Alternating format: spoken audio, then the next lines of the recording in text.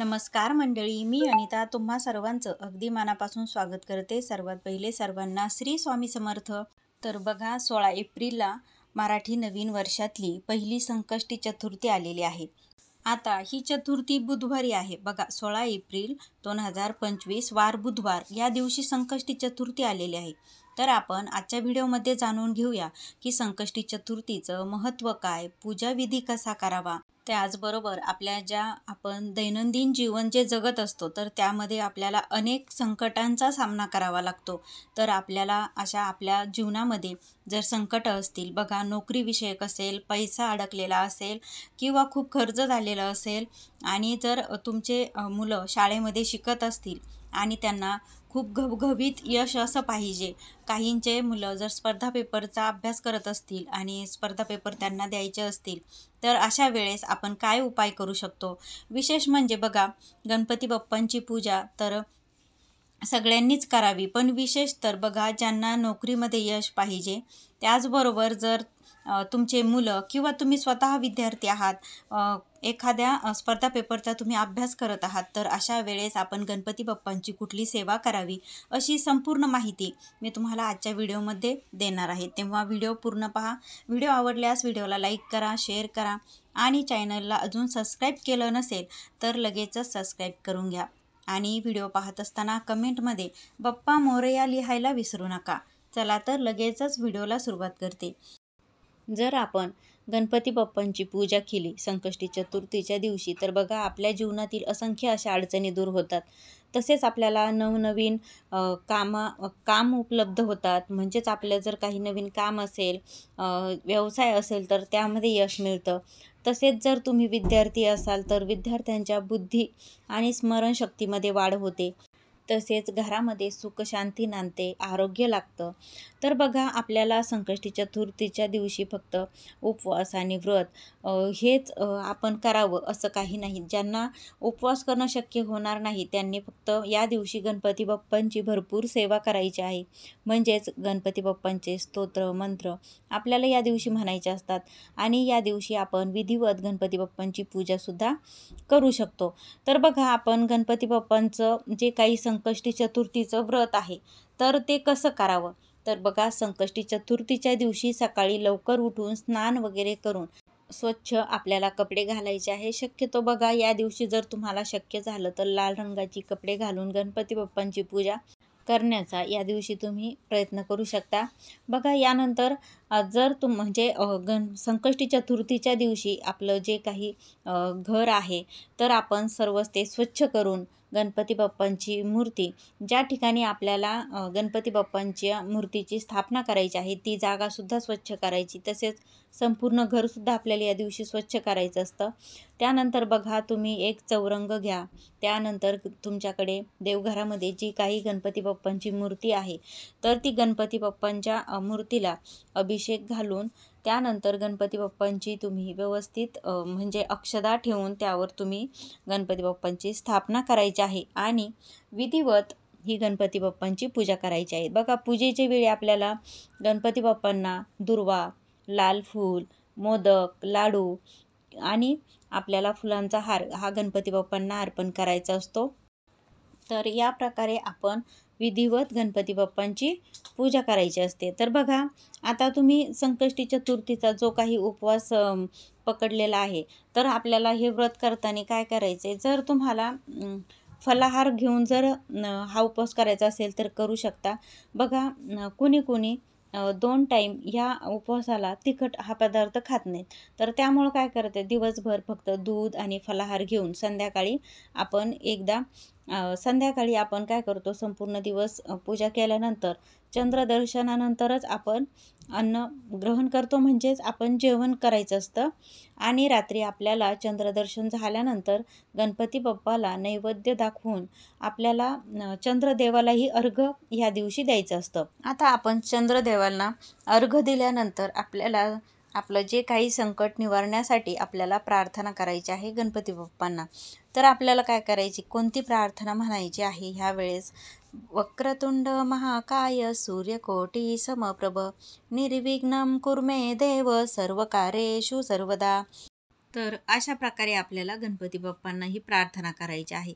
आता आपण संकष्टी चतुर्थीच्या दिवशी आपण काय काय उपाय करू शकतो याबद्दल मी तुम्हाला सांगते, आणि हा हा उपाय केल्याने आपल्याला काय त्याचं फळ मिळणार आहे हे पण मी तुम्हाला व्हिडिओमध्ये पुढे सांगणार आहे. जर तुमच्यावर संकट असेल आणि तुम्हाला संकटापासून तुम्हाला मुक्त व्हायचं असेल तर काय करायचं आहे, संकष्टी चतुर्थीच्या दिवशी आपल्याला गणपती बाप्पांचा सारखा 108 वेळा आपल्याला मंत्र जप करायचा आहे. बघा, तुम्ही एका वेळी जर एक माळ जप केला तरी 108 वेळा हा मंत्र जप हा होत असतो. तर तुम्हाला तुमचं जर भाग्य चांगलं आणण्यासाठी तुम्ही या मंत्राचा तुमच्या जीवन तुमचं चमकवण्यासाठी, म्हणजे तुमच्या जीवनामध्ये सुख समृद्धी येण्यासाठी आपण गणपती बाप्पांची ही खूप अतिशय अशी उच्च कोटीची सेवा आहे. तर तुम्ही ती नक्की करू शकता. तर काय करायचं आहे, तो कोणता मंत्र आहे, ओम गम गणपते नमः या मंत्राचा तुम्हाला 108 वेळा जप करायचा आहे. बघा, तुमच्या जीवनामध्ये जी काही संकट आहेत तर ती दूर होतील. तसेच तुमच्या घरामध्ये सुखसमृद्धी ही नांदेल.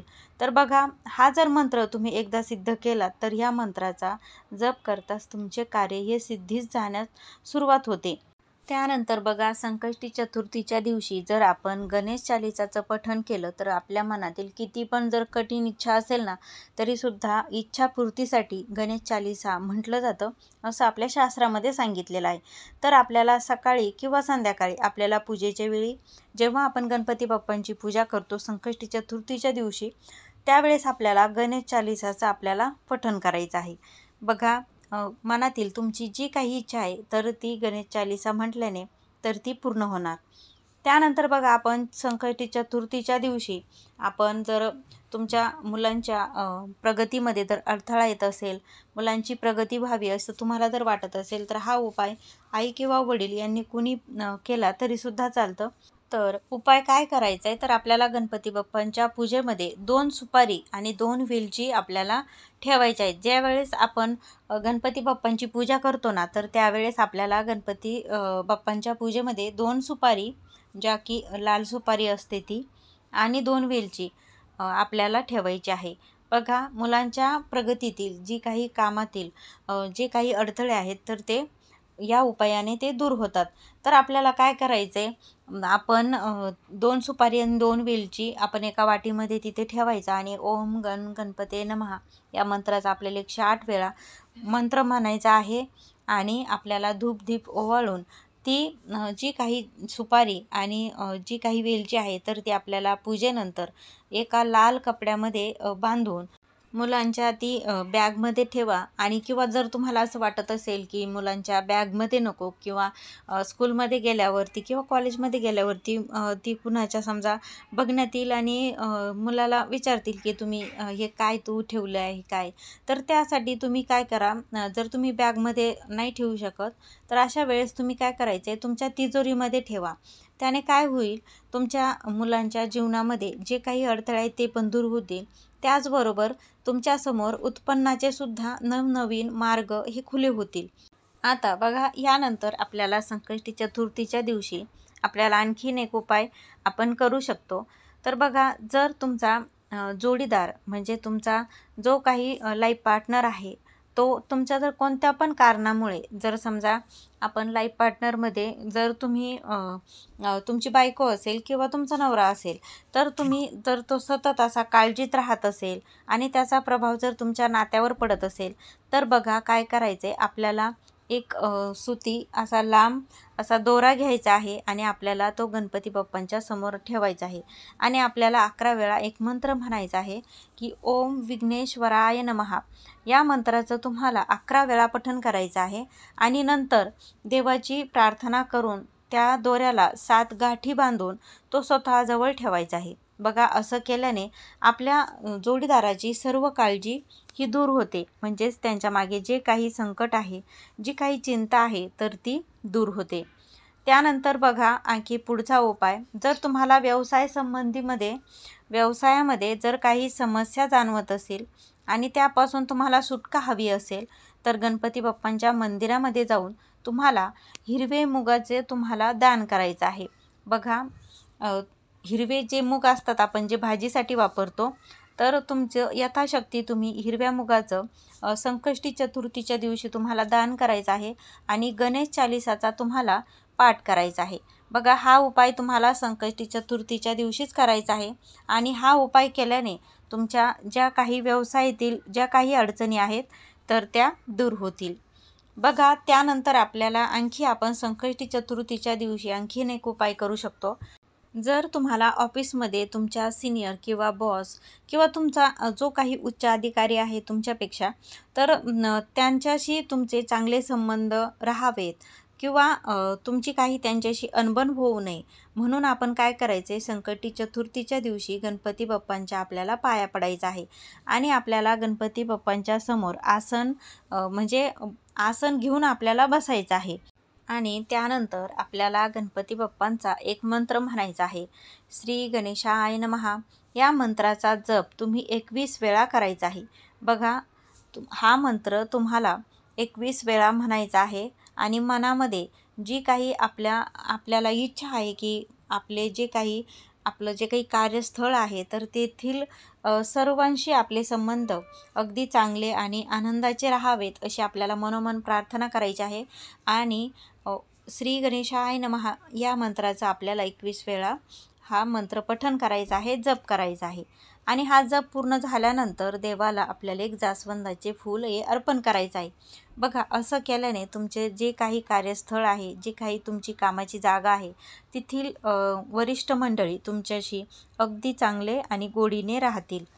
बघा, यानंतरचा उपाय, जर बघा तुम्ही वैवाहिक जीवनामध्ये तुमच्या नवरा बायकोच्या नात्यामध्ये तुम्हाला जर असं वाटते की आपल्या जीवनामध्ये कायम गोडवा टिकून राहावा अशी तुमची इच्छा आहे, तर बघा, गणपती बाप्पांची पूजा करताना, संकष्टी चतुर्थीच्या दिवशी गणपती बाप्पांची पूजा करताना आपल्याला काय करायचं आहे, थोडीशी हळद घ्यायची, त्यामध्ये शुद्ध थोडंसं गाईचं तूप घ्यायचं, म्हणजे त्या हळदीची पेस्ट होईल इतकंच आपल्याला त्या हळदीची पेस्ट करायची आणि त्यानंतर जो काही आपण तूप आणि हळदीपासून जो काही आपण मिश्रण बनवलेलं आहे त्याचा आपल्याला गणपती बाप्पांना तिळक आपल्याला लावायचा आहे आणि आपल्याला त्या संकष्टी चतुर्थीच्या दिवशी गणपती बाप्पांसमोर तुपाचा दिवा लावायचा आहे। त्याने काय होतं की जो काही तुमच्या वैवाहिक जीवनामधील जो काही जोडीदार आहे तुमचा, तर तुमचं त्या नात्यातील गोडवा हा टिकून राहतो। तर मंडळी, तुम्ही हे जे काही मी उपाय सांगितले आहे तर संकष्टी चतुर्थीच्या दिवशी तुम्ही यातील कोणता पण एक उपाय नक्की करू शकता। तर बघा, गणपती बाप्पा हे विघ्नहर्ता आहेत आणि आपल्या जीवनातील सर्व विघ्न हे गणपती बाप्पा नक्कीच दूर करतील। तर मंडळी, तुम्हाला ही माहिती कशी वाटली हे मला कमेंटद्वारे नक्की कळवा। व्हिडिओ आवडल्यास व्हिडिओला लाईक करा, शेअर करा। चॅनलला अजून सबस्क्राईब केलं नसेल तर चॅनलला लगेचच सबस्क्राईब करा। भेटूया पुन्हा एका नवीन व्हिडिओसोबत। तोपर्यंत सर्वांना श्री स्वामी समर्थ, गणपती बाप्पा मोरया।